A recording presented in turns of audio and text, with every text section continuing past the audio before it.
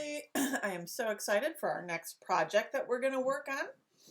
We are going to do a couple of paintings. As you've seen, we did our painted bear and then we did our painted winter landscapes.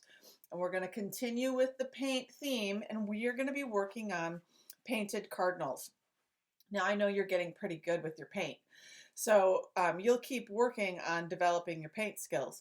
But really, this week's lesson is all about how to create a bird out of different shapes. So this is the example from Mr. Warner, this cardinal painting that we're going to do. The supplies you're going to need. You are going to need the blue paper that I sent home. You are going to need a pencil, and maybe you will want your eraser. You will also need your paints. You should have a container of red, orange, black, and white. I actually happen to not have any red at home, so I'm going to be using fuchsia, which is that pink, and I will be mixing orange with it, and then that will get us a red. You will need a container of water and some paint brushes. Primarily, you're going to need a fairly big size brush. So you're probably going to want like two. You're going to want a thicker one and a thinner one. And then a paper towel that you can wipe your wet paintbrushes on. Before we get started, with the actual painting, we just want to talk briefly about cardinals and birds in general, and about how to break them up into shapes so that we can learn how to draw them. When you look at these photos of cardinals, you can see that they kind of have, the biggest part of their bodies are kind of that oval shape. And then they've got a cute little round head at the top with almost always some nice little fluffy feathers that appear cardinal kind of straight up and creating that line that comes from their round head. You can see that the male cardinal is the cardinal that is brightest in color, and the female cardinal is more of those dull brown colors rather than that really showy, bright, fun red. So for our projects, we are going to be creating a male cardinal because we want to use bright colors because that's sometimes a little more fun. If you look at this painting that Mr. Warner has for us, you can see we've got a couple of basic shapes. We've got an oval. We've got, can you guess what shape this is with 3 points? That would be a nice little triangle. We have the circle for the head, kind of a little bit of a rectangle for the neck. I think for ours, we're going to paint our heads right on the cardinal's body. And then we have a nice little triangle here for the top little fluffy part of his head with the little zigzags. We'll also do another triangle for his beak, and then we'll be working on a circle and pulling kind of a tail from it to define his face. We'll do this all together so you don't have to worry if that feels pretty complicated, just like we did with the bear. We're going to include a branch as well, but just like our other paintings, we can't do it all at once because we have to wait for the paint to dry in the different steps. We're going to kind of draw, pencil in what we're going to paint, and then we're going to put the red on first, and then we'll let that dry. And when that happens, you can just pause the video or stop the video and come back the next day if you want, or later on in the day to work on the other parts. Our pieces of paper are a little bit bigger, so you have the space to kind of spread out your bird. We are going to put our branch in after we put our cardinal in. In fact, I am very tempted to maybe put 2 cardinals in, so we'll see. So first thing we want to do is to draw an oval, and basically an oval is like an egg shape. Um, that's kind of how I'm doing mine. An oval would be perfectly this, it would be the same on both sides, but I'm doing a little more of an oval egg shape, so it's a little bit thinner at the top. You're then going to go ahead and put a triangle on the back. Now, if I draw a straight line here, you can see how that's very triangle-ish. But we can soften and round those edges, Molly, just like we have softened some of the other paintings that we've done. We're going to go ahead and do our little circle for the head.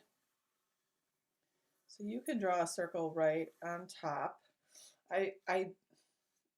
Because in the winter, the cardinals and the birds are all fluffed up to stay warm, you just can't really see you don't see their necks so well. So we're just going to we'll draw a little line from our circle to our oval. You can see that. So the circle overlaps. So we have a little bit of a neck, but mostly we're saying that our cardinal is very fluffed up.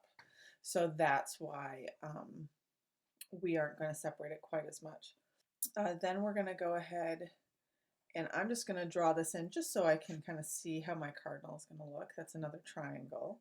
That would be the straight line. Of course, when we come in with the black, which I'm just drawing this on here so you can kind of see how it's going to go, we'll be doing basically either you can do it circular with a tail, or we're going to do basically kind of what ends up being another triangle. But we're going to be painting over all of that in red. That's just for you to see kind of what we're doing, but it's not, we'll end up painting over it and having to redraw it. The last thing that we would want is that little part that comes sticking up on the male cardinals. And that again is that special shape we keep drawing a lot of. That would be another triangle.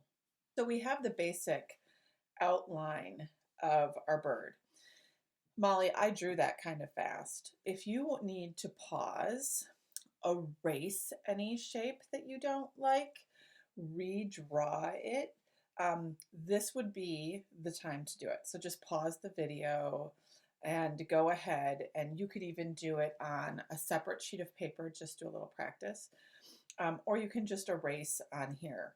I'm not going to erase any of these lines because we're just going to paint over all of it. We're not going to see the pencil through it. If you don't want to erase and you just want to re-sketch your lines, you can go ahead and do that. Once you're ready, we're going to go ahead and add a line for the branch. I'm going to say that my big part of the tree is over here. This is going to be a thick part of the branch, and it's going to get thinner as it comes this way. Now, I think maybe I drew this up too high. So I'm going to take a ruler. You can grab a ruler if you want. I didn't say that you needed one in the list of supplies, so you would have to maybe go get one. I'm going to put this across. I drew a line from the top here to my oval shape, and I'm just going to move my ruler down that line so it'll come to the edge. And I'm just going to, and that way that line will look like it's connected. I was doing it kind of freehand and it was maybe not as accurate. This part I will erase because I'm not going to be painting over that. That pencil line would show. Cardinal sitting on this branch. We can pull off another skinny branch off of that main one, and I think I'm going to do one more. It might be fun to include a pine cone. We might do that. We'll see. This is what's going to happen is we're going to make this like a white pine, so it has really long pine needles, because I think that will make our painting even a little better, is having some long pine needles, because that takes up that space and adds a lot of really nice green there. Now, you could, if you wanted to, do another branch and put another part of a cardinal, but I'm feeling pretty good about how we've used this space.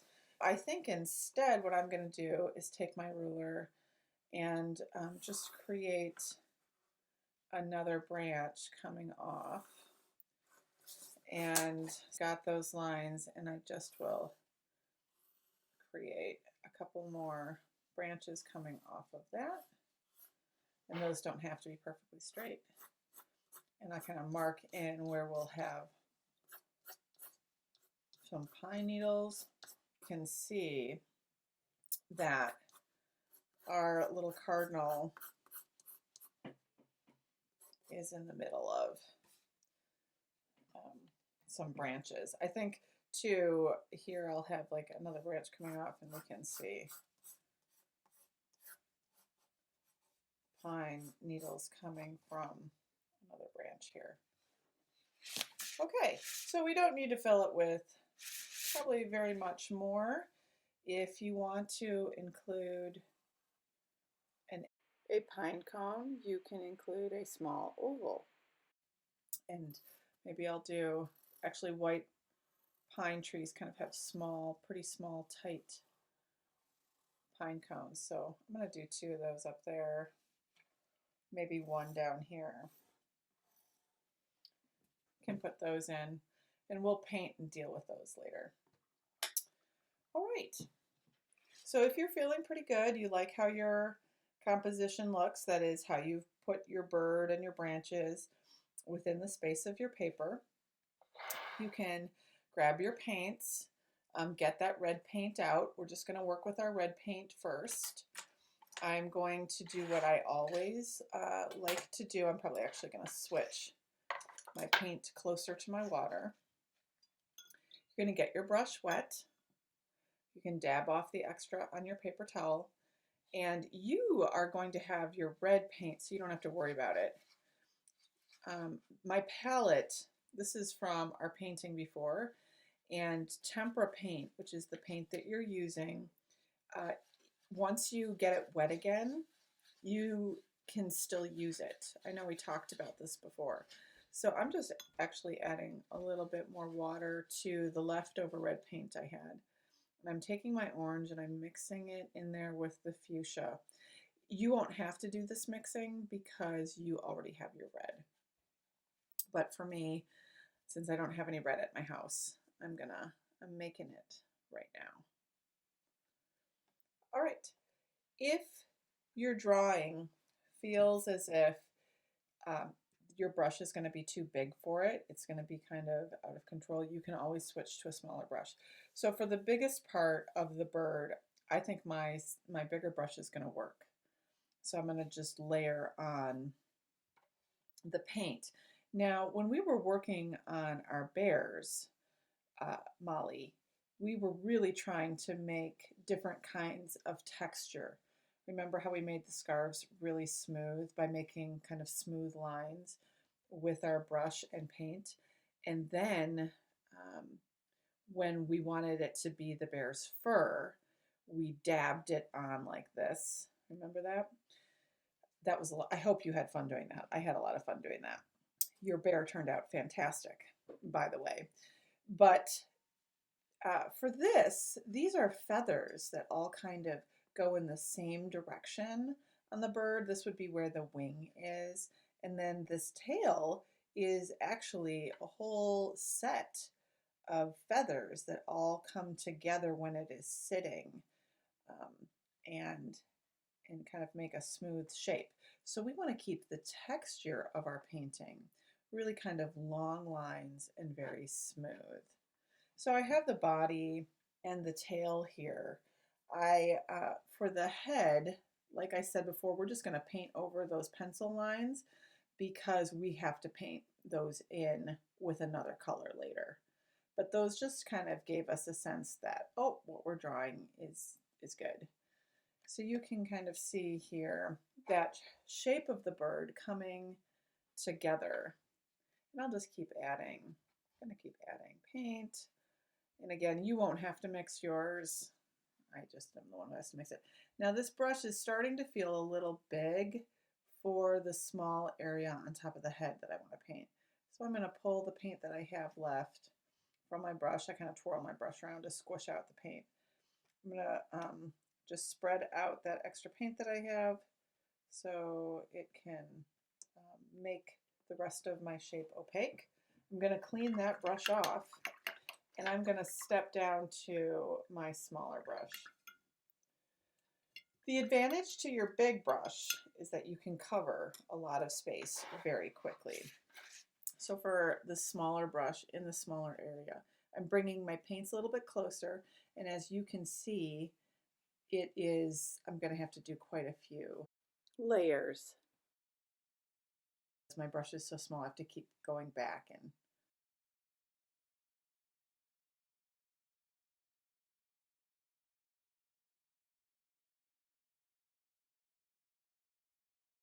I'm going to let that sit because we need that to dry. We don't want to put any black paint or any orange or yellow paint for the beak here because we know what would happen. It would smear with the red and it would make everything brown and blackish and it would be muddy. So we're not going to do that.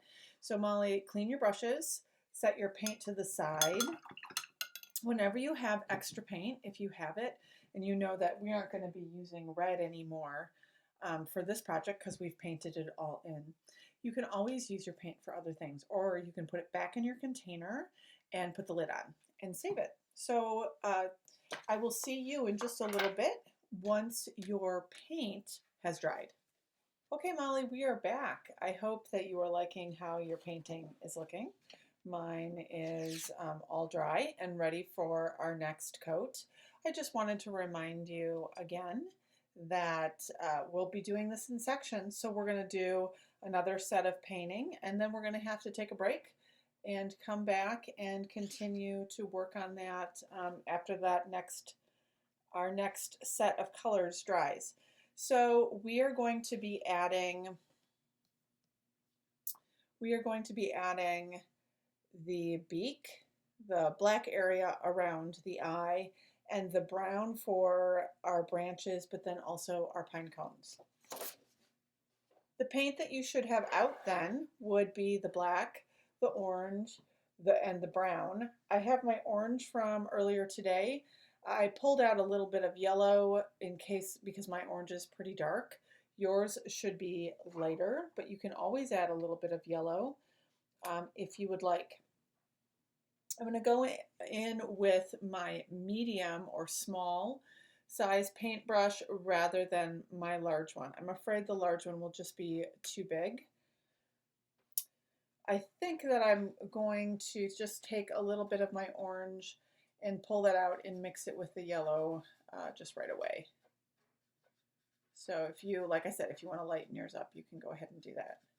Mine definitely needed it. It was going to be too close to the color of the red. Before I put that beak in, I do think I'm going to clean my brush and dry it off a little bit. And I'm going to pull out the black first. So we're going to go ahead and basically create a triangle on top of the red.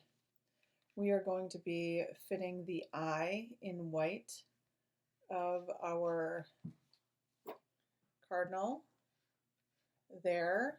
Now I am not making this totally straight. I kind of curved that.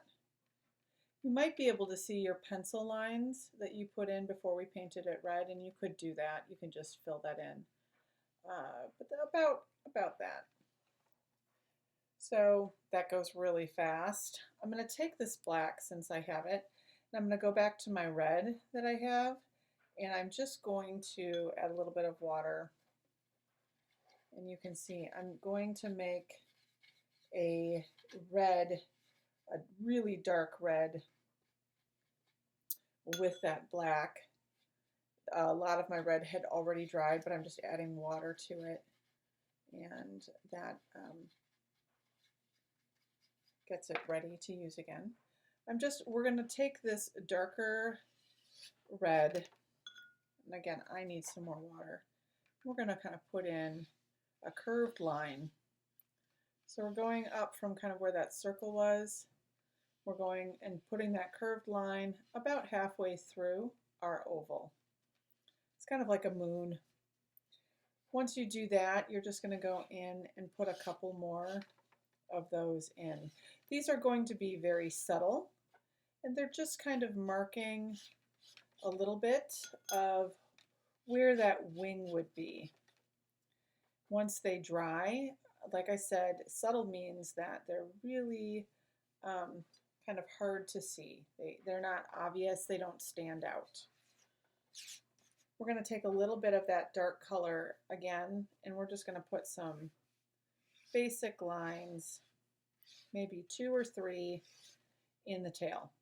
That again, that's going to dry, and we might hardly be able to see it. It's just going to be very subtle. I'm going to do one outline around the edge of my oval with that. So we've got those sections, and we will take just a couple of, if you still have some, swipes from that darker red mix and add a couple lines to the top. Okay. You want to switch out the colors you're going to use, clean your brush. I'm going to take that orange that I mixed up with a little bit of yellow because mine was too dark. And you're going to kind of start, ooh, you can see mine has a lot of water. So actually I'm just going to wipe all that paint and water off, and we'll start again.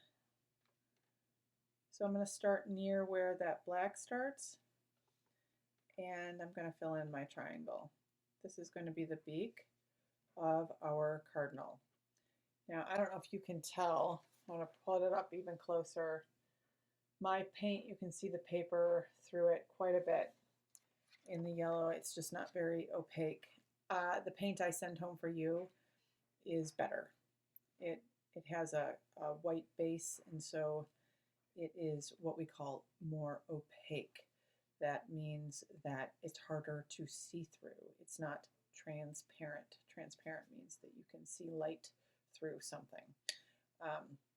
I think with mine, I'll probably end up having to do a couple different coats, but I think with yours, you should be set. You do one nice coat, and that's should be looking really well. We are going to be filling in our branches. So I'm going to take some of my brown, and I'm going to start up at this higher spot. I don't want my arm to press into our wet paint, so you want to hold it up. And it's lighter, but I'm not seeing the paper through it. That's exactly what I was hoping would happen. Now I could also take a little scoop of yellow if I wanted to change around the color.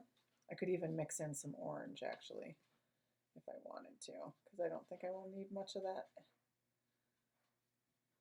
And that just makes it a little bit less bluish. So I fill in those branches.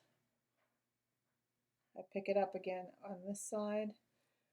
You can put paper underneath your painting as we work on the parts that come off the edges if you need to.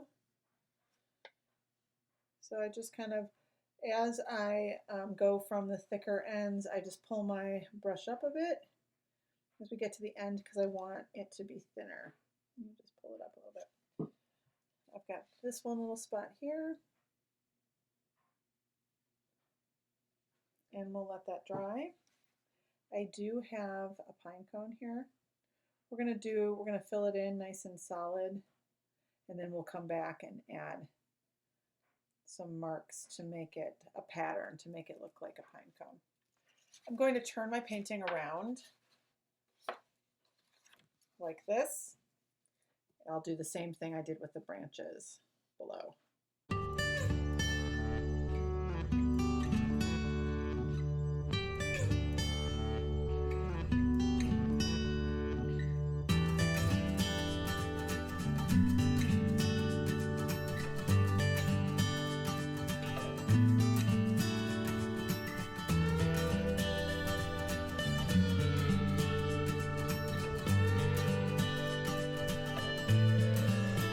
There we have it. We have all of our brown down. I'm going to squeeze off any leftover paint on my brush. I'll clean that out in my water. And we're going to let these paintings continue to dry so that we can add the green and the white and the details that we still have left to do. So I will see you in a little bit. So Molly, now we are at the part where our cardinal and pine branches are dry and we're ready to add the rest of the detail that we will be needing for our project. This is a reminder of what um, the example from Mr. Warner looks like. I just wanted to remind you that our pine needles are going to be a white pine, so that's why we did ours. We're going to do ours longer. And then we'll be adding the details to our cardinals, doing our pines, working on our pine cones a little bit, and then adding snow. I'm going to be using my smaller paintbrush. A lot of what we're working on now are just little details that we want to use to make our bird standouts. We're going to go ahead and start by putting in a white dot. This is pretty thick, so I'm going to let this dry till the very end. I'm going to take the extra white that I had on my paintbrush. I'm going to take a little bit of that yellow from yesterday. I'm going to mix that white in because, as you can see, my beak is very see-through. I do not like yours. The paint you use will be much brighter and it should look better than this wretched paint quality that I have here.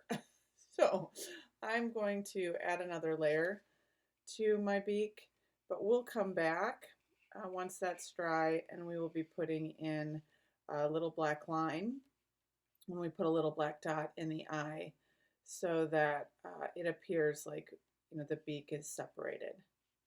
So I just did that. That's a little more opaque and will show up nicely in a bit. We have our dark red that we could see from the black that we mixed with the red, so that's really nice. Now I'm going to take my green paint. You can do the same with your green paint. You want to leave some of it just the way it is. But I'm going to take a little bit of that yellow and I'm going to make a lighter green. And so adding the yellow is kind of the beginning of that, making that lighter. But because the paints that I have here just really struggle to be opaque, where they are not see-through, I am going to swipe up a little bit of my white and I'm going to add that to my lighter green mixture as well. And that again will make my green a little bit more opaque. So if you want to add a little tiny bit of white to your green and add some yellow to get a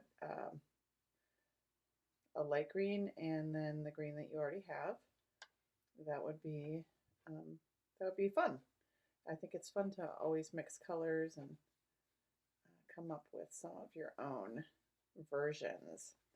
So we're going to go in and we're just going to put in, you should already have your pencil marks, and we're just going to be putting in some long pine needles that are going to be on top and growing out of our branches. Now I've got some light and I'm going to go in with some dark right on top. You can go right over the branch because if you look at a pine branch, it has needles growing on every side of it. It goes all the way around. So I'm just kind of going in between my dark and my light. Now, you've probably noticed that with all the painting that we've been doing recently, that your paints, they are wet and they are one color, and when they dry, they tend to dry slightly darker. Not always, but that tends to be how their color goes. So you might decide later on that your colors don't stand out the way they did or the way that you wanted them to when they were wet once they've dried. So we can always go back and add some pine needles in if we need to.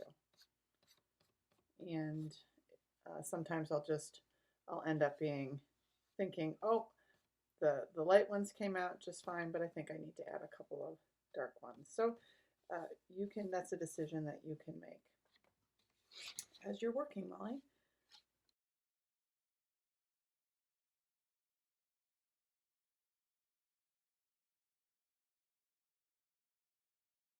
You can see that I got a little paint on the table. It would probably be wise to put, because all of the painting we're doing now is kind of coming off the edge, it'd probably be wise to put a piece of paper behind the painting that you're working on. I have a bright yellow that I am going to use. So I'm rotating my painting so that I'm not putting my arms over wet paint.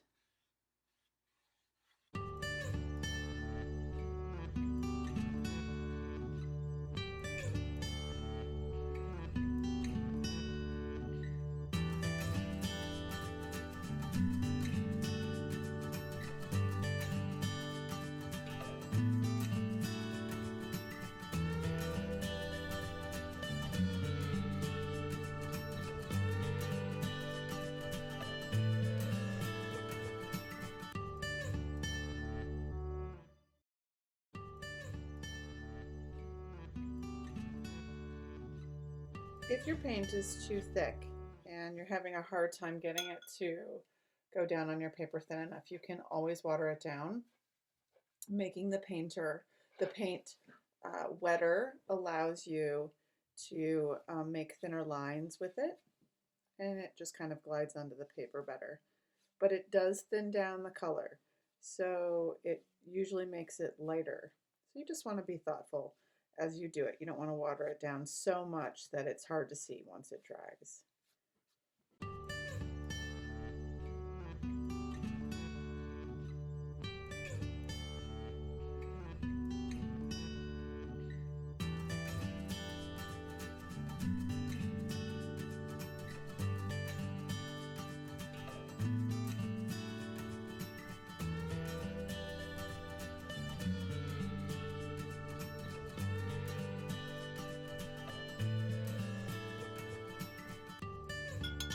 Now we're just going to take a look at our painting as a whole.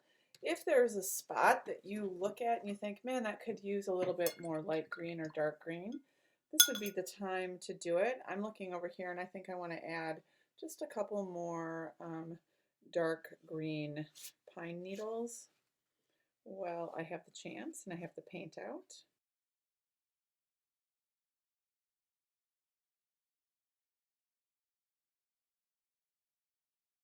Before we add the snow and the little details on the eye and the beak, we're going to go ahead and add some detail on our pine cones so that we can see all the little parts of the pine cone, that kind of the little petals that open up. So I have some leftover black from yesterday and a little bit of brown. I'm going to set that in my mixing area. This, I hope, is like in the middle of your paper or plastic plate. So you can go ahead and mix it. I'm going to just kind of darkening up the... And Molly, we're going to do this by creating kind of what we did with the bear. We're just going to create a little bit of texture. So we're going to take our brush and just put a series. You can see I'm not doing brush strokes. I'm just doing a row.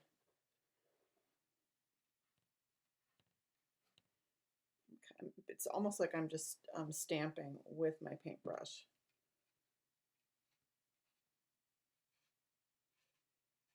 Like that.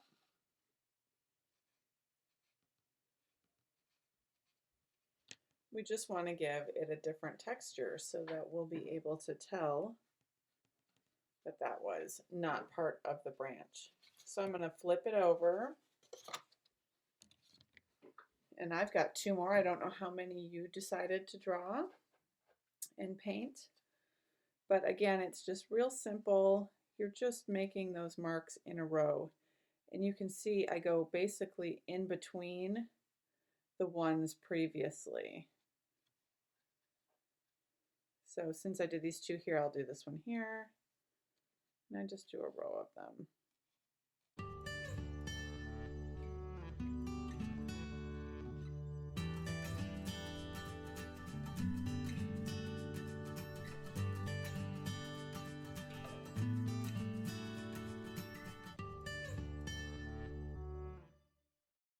So there you have it. There are our pine cones.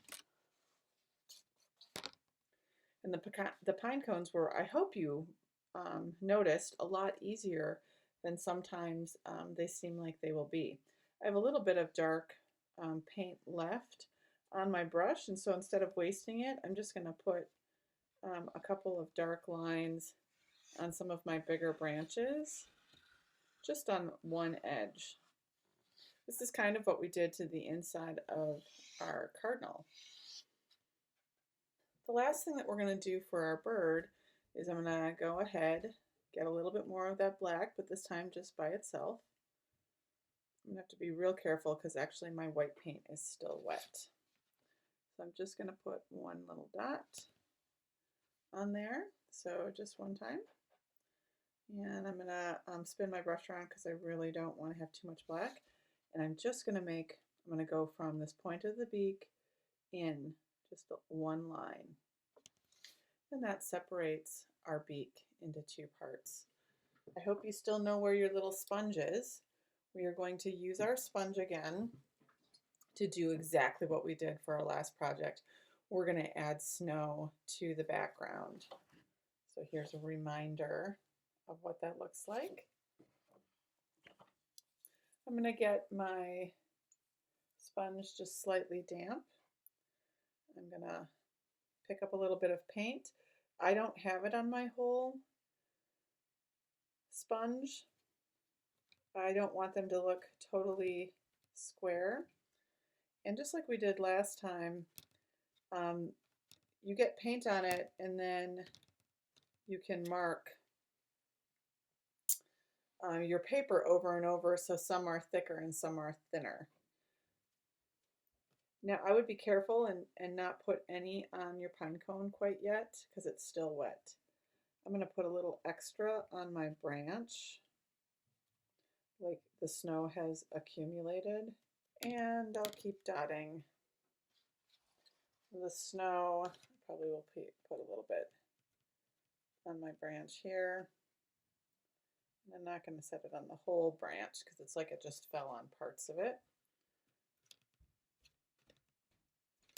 Now you can see I got a little bit of green because my paint is still a little wet. If you want to wait until your paint is completely dry, because it is going to go on some of the pine needles, feel free to take a break like you've done before.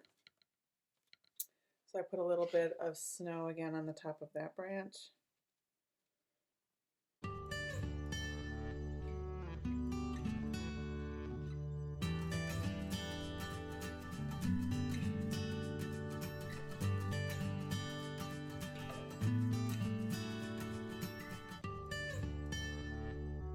Okay, I'm going to flip that over and kind of see where we're at.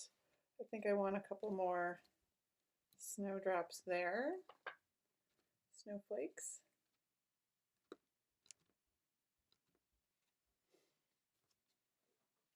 And then I think I'm just going to leave it. This painting just needs time to dry. You can see my paper is a little bit warped. You can see how it bends and curls. Once it's dry, I'm going to put some heavy books on it so that it will get a little bit flat again. So because the paper is thicker, it starts to curl when some of it's wet and then it dries. So let it dry completely, then you can put some heavy weights on it. The very last thing that you want to do is take your Sharpie and put your name in the corner of your paper. Molly, I cannot wait to see how your painting turned out, how your cardinal painting looks. I am confident it's going to be fantastic. So post it on Seesaw, and I look forward to seeing what beautiful things you have made. Have a great day.